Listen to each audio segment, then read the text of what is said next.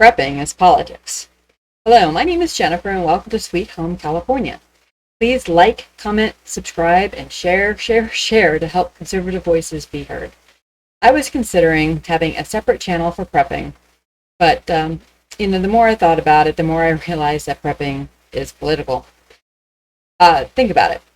How much freer are you to be political and to raise your voice against political nonsense if you don't need to worry about losing your job to pay your bills?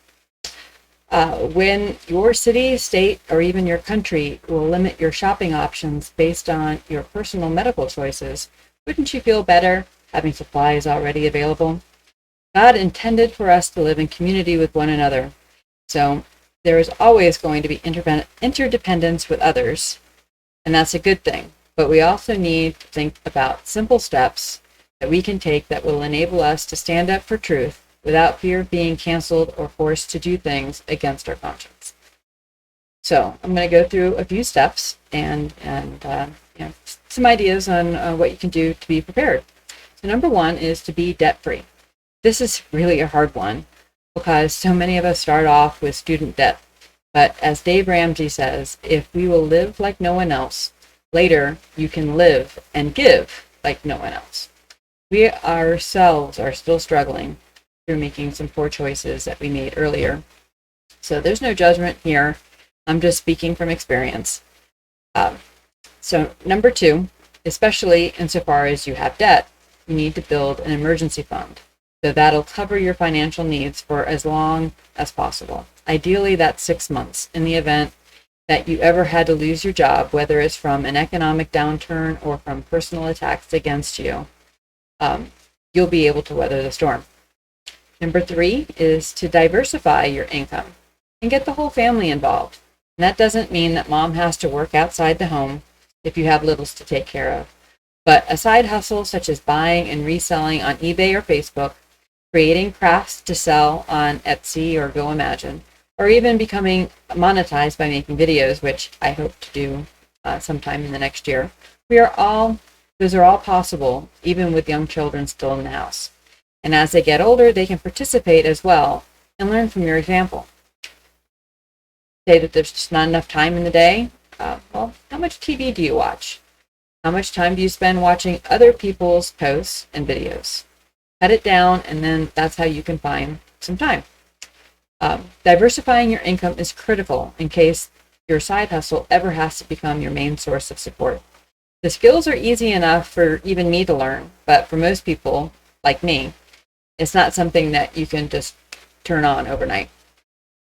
Number four, store supplies that you need but can't make, and have the supplies to make the things you need on hand. So, can you make toilet paper? Yeah, me neither. Well, luckily, we happen to be prepared enough to have on hand that it got us through the beginning of the pandemic. But it really opened my eyes to how fragile our supply chain is. Usually things work themselves out within a few days, like when everyone hits the supermarket before a storm. Within a week, it all is back to normal, and we just go back to life. But we've had several weeks going into months where it was hit or miss as to what you could find in your local stores here. In Australia, truckers may soon be boycotting their jobs as they are being forbidden from eating at rest stops along their route due to COVID restrictions. How long do you think supplies will be available in Australia if that's the case? What if that happens here? What if you were told that you must have papers to go into the store? Whether you want to or not should be your decision. But if you depend on that store, your choice is already made for you. Number five, communication is key. Cell phones and internet don't always work, and in a situation where those go down, mail probably won't be much better. How many of us still bother to pay for a landline? The public radio waves, however, can be used in these cases. A CB radio can have a reach up to about 20 miles, and it doesn't require a license. Small walkie-talkie FRS radios usually only go about a half a mile, but if the conditions are right, you might be able to get up to about 5. But if you want to get communications out around the world, or at least into the next town, you're going to need to invest in amateur radio equipment and study and pass the license exam. I had held off for years following in my dad and my grandfather's footsteps because I was really intimidated by learning Morse code, all the dots. Yeah. But I'm proud to say that I earned my general class license last year, mostly because they did away with the Morse code requirement. But anyhow, I'm working on my long-range communication setup now so I can reach from California to Maryland where my parents live. But in the meantime, I'm getting to know the other local ham operators, and I was able to claim my grandfather's call sign that he had from the 1970s up until when he passed away in 1986. So I'm really proud of that accomplishment. And lastly, number 6, know your neighbors and influence them. As I said earlier, God meant for us to live in community.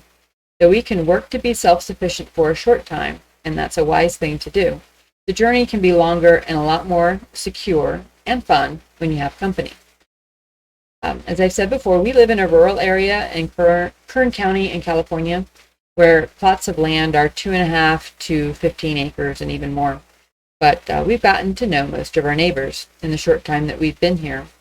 In fact, we've gotten to know them better and more of them than the 20 years that we lived in Maryland. So that's kind of weird.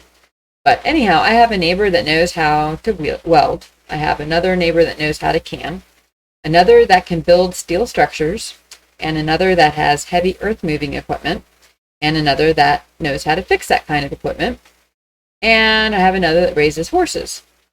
We also have a neighbor that raises pigs, and another that raises chickens.